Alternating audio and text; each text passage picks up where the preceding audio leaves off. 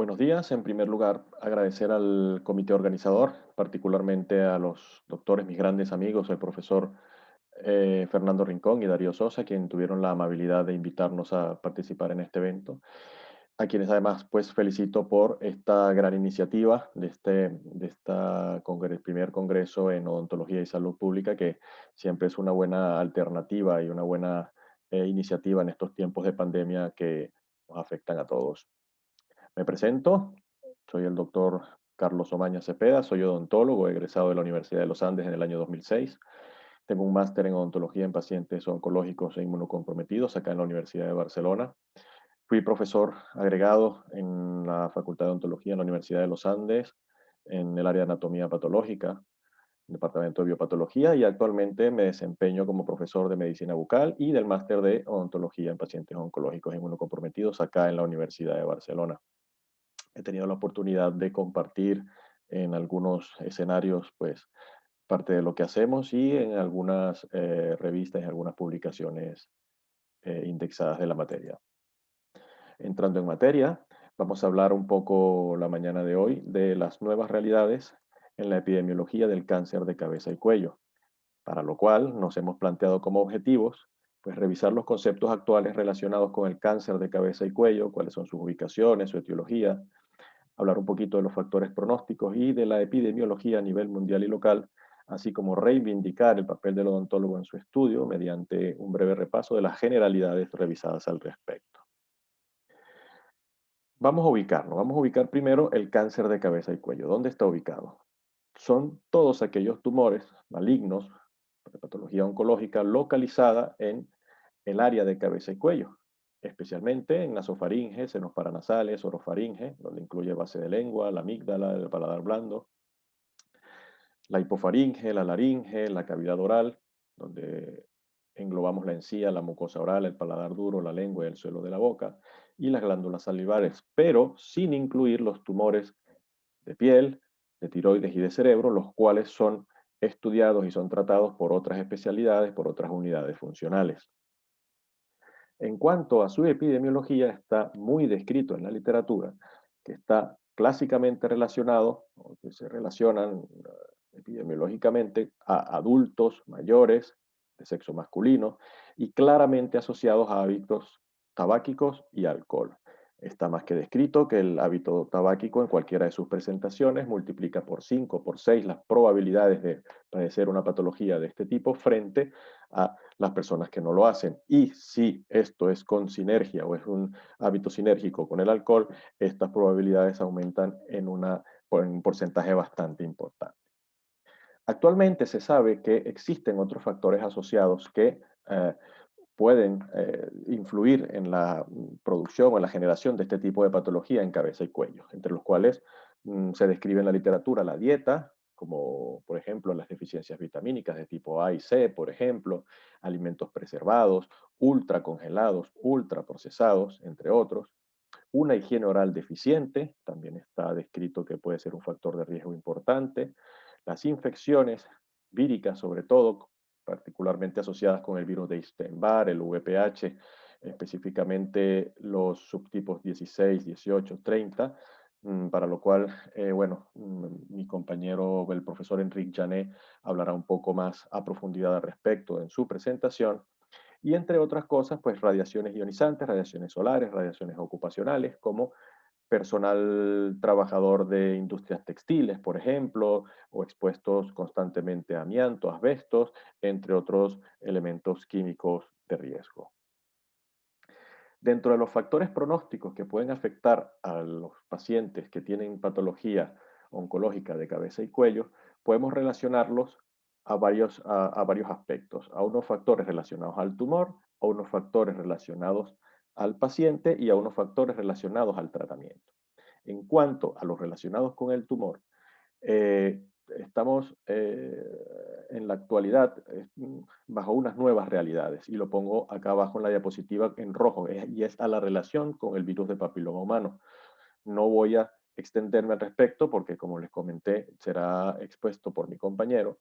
pero es una nueva realidad que incluso ha hecho de que el estadiaje del tumor se haya realizado, se haya revisado las clasificaciones y existe desde el 2018 publicada una nueva clasificación TNM, en donde se hace referencia directa a la relación o a la positividad al VPH. También depende la estirpe histológica. Si bien el 95% de las estirpes histológicas en cabeza y cuello son de tipo carcinoma escamoso, pues encontramos otras estirpes histológicas que pueden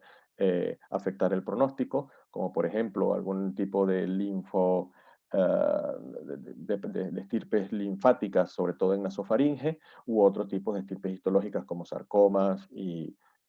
otras, entre otras. Igualmente, la diferenciación del tumor hace que se comporte de una u otra manera, o que el pronóstico pueda variar entre uno y otro. Tumores histológicamente bien diferenciados se van a comportar mejor que tumores histológicamente muy pocos diferenciados. Y en cuanto a la localización del tumor, pues evidentemente, dependiendo de la localización del tumor, puede afectar más o menos la calidad de vida y el pronóstico frente al tratamiento de estos tumores, siendo los tumores más posteriores, más difíciles de tratar y con un impacto en la calidad de vida del paciente muchísimo mayor. Dentro de los factores relacionados con el paciente, pues tenemos algunos como estos. La edad del paciente, la edad avanzada complica el pronóstico del paciente, sobre todo asociada a las comorbilidades que pueda tener este paciente establecidas en sus sistemas, el estado general del paciente al momento de ser tratado o el estado general del paciente posterior a los tratamientos. La localización del tumor o los tumores, si es un solo tumor primario, si el tumor primario es el que está en el área de cabeza y cuello o es una metástasis a distancia, o si este tumor primario en cabeza y cuello produce una metástasis a distancia que puede complicar el pronóstico del paciente, entre otras variables. Que el paciente continúe con los factores etiológicos, como por ejemplo el tabaco, el alcohol que lo estamos comentando, el betel en algunas zonas del sudeste asiático, del centro de Europa, el tabaco de mascar nuestro, el chimó en nuestra área geográfica en Venezuela, entre otros. Y su relación o no con el virus de papiloma humano, y lo pongo en rojo porque veremos que tiene una influencia importantísima en la valoración de los pronósticos de la patología oncológica de cabeza y cuello. También alguna bibliografía se discute en la actualidad la relación de la raza y del sexo como factor pronóstico. Aparentemente, y la epidemiología sí nos los demuestra en la actualidad, que la diferenciación de sexo cada vez es menos marcada. Hay cada vez más diagnósticos de este tipo de patología en sexo femenino, sobre todo asociado al VPH, y pareciera que no existe una predilección étnica para la aparición de esta enfermedad. Sin embargo, alguna bibliografía continúa aceptando como cierto de que existe alguna predilección hacia gente con ascendencia asiática para tener un poco más de probabilidades de sufrir de este tipo de patología. Dentro de estos factores pronósticos también tenemos los relacionados con el tratamiento, como les comentaba. ¿Cómo responden estos tumores a los tratamientos comunes? Quimioterapia, radioterapia, solas o concomitantes, cirugías, qué tan agresiva, qué tan mutilante sean estas cirugías, dependiendo de la ubicación anatómica de estos tumores, cuál es la probabilidad o la posibilidad de que ese paciente sea rehabilitado estética y funcionalmente, y aquí juega un papel importante la odontología, cómo respondan a los tratamientos de inmunoterapia como nuevas tendencias de tratar a este tipo de patología. Y el mayor problema al que nos enfrentamos en la patología oncológica de cabeza y cuello, que es el retraso diagnóstico, en tumores VPH positivos y en VPH negativos, como ha sido tradicional. Normalmente el paciente acude a la consulta de unos estadios bastante avanzados de la enfermedad, T3, T4, lo que hace que se complique el tratamiento de estos pacientes y, por supuesto, su pronóstico y su sobrevivencia. Además, ahora, en la actualidad, pues los tratamientos oncológicos, y no solamente en cavidad oral, sino en general, pues están orientados a la mejora de la calidad de vida y a la valoración de los parámetros que determinan la calidad de vida de manera individual en cada paciente, no siendo así, digamos, en el pasado, en donde pues el tratamiento oncológico era orientado solamente a eliminar la enfermedad sin tomar en cuenta la percepción del paciente de su enfermedad y de cómo queda posterior al tratamiento oncológico. Sin embargo, pues se sabe que los tratamientos oncológicos, por muy avanzados que están, pues alteran de una manera importante la calidad de vida de los pacientes posterior a estos tratamientos que comentamos. Si hablamos un poco de epidemiología, para el año 2012 la Organización Mundial de la Salud ya se alarmaba por la cifra de 14 millones de nuevos casos de cáncer a nivel mundial. Las últimas cifras que publica contrastadas son para el año 2018 y donde ubica en la posición número 12 de todo el ranking, digamos, de ubicaciones anatómicas de patología oncológica al labio, la cavidad oral y la faringe. Estas patologías tienen una supervivencia aproximada a los 5 años de un 64,8%, que si bien es una supervivencia relativamente alta, pues comparada con otros tumores, sigue siendo unos números que pueden alarmar. Relacionados, por ejemplo, o asociados, por ejemplo, al porcentaje o con un porcentaje similar a los de colon y recto o a los pacientes diagnosticados de leucemia, con lo cual, pues, es un número que es de considerar el porcentaje de supervivencia de esta patología. Acá en España, según datos de la Sociedad Española de Oncología Médica para el año 2017, hubo aproximadamente unos 230.000 nuevos casos de cáncer en España, que es un número importante, y haciendo este mismo ranking, ubica el labio de la cavidad oral y el faringe en las posiciones 14, 15 y 16 respectivamente. Si las sumamos y las juntamos en esa bolsa que podemos llamar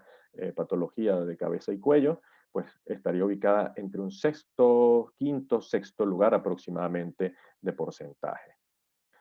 No tenemos cifras para el año actual, pero esta red española de registros de cáncer tienen una predicciones, un número estimado de casos para el año en el que estamos, el año 2020, y donde ubican en la octava posición a los cánceres de cavidad oral y faringe, con una N aproximada de unos 8.600, 8.700 casos solo en el 2020, lo que es un número bastante importante. Esta misma entidad, junto con la Generalitat de Cataluña, nos comenta que para el año 2007, acá en Cataluña, solo en Cataluña, este tipo de patología se ubica en el sexto lugar de los cánceres diagnosticados en nuestra comunidad autónoma. Muestro esta diapositiva porque lo que quiero mostrar es que si bien sigue siendo una patología donde predomina el sexo masculino, esa tendencia tiende a bajar, pero tiende a subir un poco en el sexo femenino, aunque son estos datos un poco antiguos. Se cree de que estas dos líneas de tendencias, uno a la baja y uno a la alta, tienden a cruzarse en algún momento, lo que pues no tiene que llamar muchísimo la atención. A nivel mundial, si nosotros hacemos una búsqueda en la página de la Organización Mundial de la Salud y juntamos en la codificación que nos permite realizar a los códigos de las ubicaciones anatómicas de la patología oncológica y ubicamos a todos los del área de cabeza y cuello, pues vemos de que son cifras, primero, que están extendidas a nivel mundial y segundo, que siguen siendo tradicionalmente persistentes o prevalentes en el centro de Europa, en el sudeste asiático, acá en la península ibérica, un poquito más en Portugal que acá en España, pero si nos vamos a Sudamérica, pues el ala, digamos, oriental o el área amazónica, Venezuela, Guyana Francesa, Brasil, Uruguay, Paraguay, pues tienen unos números importantes, aproximadamente entre un 8 y un 11,3 casos por cada 100.000 habitantes. Siguen siendo cifras que llaman la atención y que pues deben hacer de que tengamos conciencia de que es una patología que existe, que es prevalente y que nos puede aparecer en nuestras consultas. ¿Qué hablamos, a qué nos relacionamos cuando hablamos del presente y hacia dónde es el futuro del estudio de la patología o de los tratamientos del cáncer de cabeza y cuello? Si hacemos una búsqueda muy general en cuanto a cáncer de cabeza y cuello y tratamiento, nos vamos a encontrar con dos realidades. Primero, que el tipo de tumor que estamos estudiando y el tipo de tumor que nos estamos encontrando es en su mayoría VPH positivo, cuestión que llama la atención. Y lo que hace a su vez que el tipo de tratamiento al que sean sometidos estos pacientes cambien. Son tratamientos más específicos, son tratamientos más orientados hacia la inmunología, afortunadamente con mejor pronóstico. Fíjense lo real que es la presencia de la positividad al virus del papiloma humano en la patología oncológica de cabeza y cuello, que como vemos en esta diapositiva, vemos que en orofaringe aproximadamente un 60% de los casos diagnosticados en Norteamérica son positivos al virus del papiloma humano. Fíjense que en el continente asiático aproximadamente un 50, casi la mitad de los casos diagnosticados de cáncer de cavidad oral son relacionados al virus de papiloma humano y que en general existen unos porcentajes bastante importantes asociados a este virus, de lo cual pues mi compañero, mi tutor, el doctor Enrique Jané, les conversará con mayor profundidad al respecto. En esta tabla lo que quiero mostrar es que si comparamos a ambas patologías, pues son claramente distintos, sus comportamientos son claramente distintos en cuanto al diagnóstico, en cuanto a su presencia en pacientes cada vez más jóvenes, sin predilección a sexo muy diferenciado, asociado, o en este caso, en el caso de los VPH positivos, no asociados a los factores de riesgo tradicionales como el alcohol y el tabaco, pero afortunadamente, pues con menos diseminación metastásica, con menos comorbilidades y aparentemente con una mejor respuesta a los tratamientos. Sin embargo, afortunadamente también, como he comentado en algunos otros escenarios, los factores predisponentes como el tabaco y alcohol son prevenibles. En este caso, el virus de papiloma humano, pues también es prevenible o pudiera ser prevenible, fomentando la vacunación tanto en sexo femenino como en sexo masculino, pero bueno, esto depende de las realidades de cada país. En esta otra tabla también quiero mostrar cómo la manera de clasificar a los tumores de cabeza y cuello asociados al virus de papiloma humano, pues es diferenciándolos en grupos de bajo riesgo, de riesgo intermedio y de alto riesgo. Y en donde vemos que los de bajo riesgo son los grupos, son los tumores que están asociados al virus del papiloma humano en pacientes no fumadores y en pacientes con estadiajes bastante bajos, con estadios bastante precoces. En los grupos intermedios encontramos a estirpes un poco más avanzadas, positivos o no, al virus de papiloma humano, y a los de alto riesgo, a los que no están asociados a virus de papiloma humano, asociados al tabaco y en estadios más avanzados. Una de las cosas que quiero mostrar o que quiero ejemplificar en esta presentación es el papel del odontólogo dentro de los equipos que tratan a los pacientes con patologías de cabeza y cuello, como el equipo debe ser un equipo multidisciplinar y en donde la odontología juega un papel importante. En este artículo, que si a bien tienen, se los puedo hacer llegar o si lo pueden buscar, pues aquí tienen las referencias, en donde además es un producto del trabajo del equipo de nuestra universidad y del Instituto Catalán de Oncología, reivindican de que estos pacientes tienen que ser tratados mediante grupos de unidades funcionales, en donde la calidad asistencial que se le brinde al paciente va a estar relacionada directamente a la cantidad de especialidades que se involucren en el tratamiento de estos pacientes. Enfermería, psicología, trabajadores sociales, nutricionistas, geriatras, logopedas, rehabilitación médica y odontológica, geriatría y odontología. Por supuesto, oncología médica y oncología radioterápica, medicina interna, entre otras. Pero la odontología incluso se está demostrado en la bibliografía que, es evidencia de que el paciente que ingresa a un tratamiento oncológico en condiciones de higiene oral más aceptables responden mejor a los tratamientos y que la opinión del odontólogo mediante la planificación del tratamiento, sobre todo en fases quirúrgicas, valorando las posibilidades de rehabilitación posterior a este tratamiento, pueden mejorar de una manera importantísima la calidad de vida de estos pacientes. Para eso se diseñan, digamos, protocolos de tratamientos bastante establecidos y este que tenemos acá, que también pueden consultar en la web del Instituto Catalán de Oncología, es donde nosotros protocolizamos los tratamientos dependiendo de la patología y donde, como les repito, el papel del odontólogo juega un papel, valga la redundancia, fundamental. Además, estimular la producción de conocimiento y la investigación y la enseñanza en nuestras facultades de todo lo relacionado digamos, a los componentes básicos de la patología oncológica de cabeza y cuello, diagnósticos, factores asociados, tratamientos, manejo de las complicaciones de los tratamientos, el papel del odontólogo dentro de este equipo. Igualmente,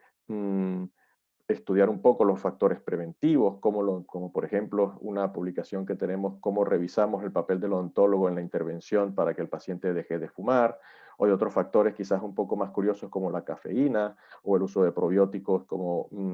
protectores durante los tratamientos oncológicos, o de algunos medicamentos como la metformina, que esto es un trabajo parte de la tesis doctoral de una compañera de nuestro equipo, y en donde pues el odontólogo juega un papel fundamental en la prevención de esta enfermedad. Aprovecho la oportunidad para saludar la iniciativa que tienen algunos compañeros de estomatología de mi facultad, de mi antigua facultad en la Universidad de los Andes, en especial a la doctora Tejada, en donde pues con sus campañas de prevención y de autoexamen de este tipo de patologías juega un papel o estimula el papel del odontólogo en la prevención de este tipo de entidades. Además, pues, el papel ya está más que descrito, que el papel del odontólogo jugamos un papel muy importante en la rehabilitación posterior de estos pacientes, que es lo que básicamente nosotros hacemos en el servicio del máster de odontología en pacientes oncológicos y donde tenemos una experiencia bastante satisfactoria en la rehabilitación posterior a sus tratamientos oncológicos. Paso entonces con esto a concluir de que pues, el cáncer de cabeza y cuello sigue teniendo una incidencia importante a nivel mundial, como lo hemos visto hasta ahora, cada vez menos diferenciado por sexo o por componente étnico, y cada vez más frecuente en pacientes jóvenes por su asociación con el virus de papiloma humano y el acceso a los factores etiológicos, tanto del virus de papiloma humano como a los clásicos, el tabaco y el alcohol. También de que en los últimos años ha cambiado la perspectiva epidemiológica del cáncer de cabeza y cuello, por esto que les comento, con su cada vez más recurrente relación a infecciones virales, en especial a VPH, que esta relación a su vez ha influido en la manera de estudiar y tratar a los pacientes con cáncer de cabeza y cuello, mejorando su pronóstico y su calidad de vida, y que el papel del odontólogo es fundamental para el diagnóstico precoz de la entidad, así como los equipos de soporte, tratamiento y rehabilitación posterior de estos pacientes. Igualmente, puede influir en la prevención de los factores etiológicos más importantes, tabaco y alcohol, y en fomentar el diagnóstico precoz en nuestras consultas. Muchísimas gracias por su atención y les dejo acá los datos de contacto, mis datos de contacto, en donde si tienen alguna pregunta, algún comentario o si quieren que se discuta algo relacionado al respecto, con muchísimo gusto estaré abierto a recibir cualquier tipo de interacción al respecto. De nuevo, agradezco al comité organizador del primer Congreso de Odontología y Salud Pública y por su invitación y espero que haya sido de su agrado esta presentación. Muchísimas gracias. Hasta la próxima.